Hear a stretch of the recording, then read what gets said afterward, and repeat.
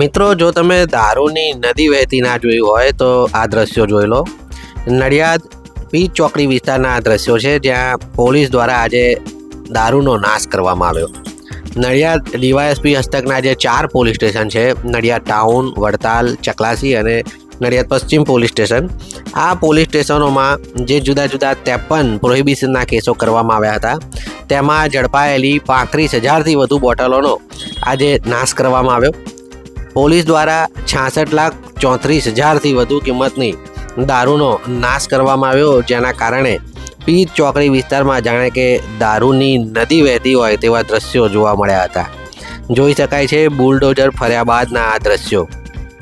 પોલીસે આ તમામ જથ્થાનો નાશ કરી આજે કાયદેસર કાર્યવાહી પૂર્ણ કરી છે.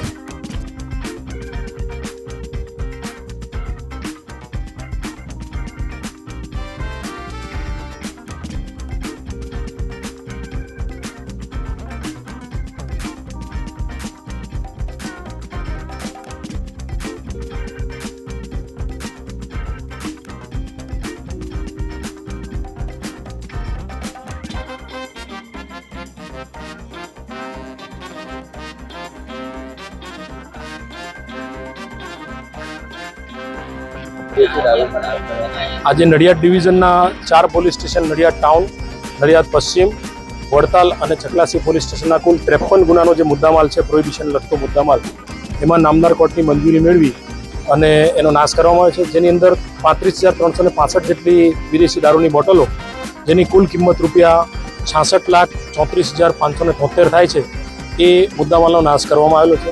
સાથે સાથે રેલવે પોલીસના ગુનામાં પકડાયેલ મુદ્દામાલનો પણ નાશ કરવામાં આવ્યો.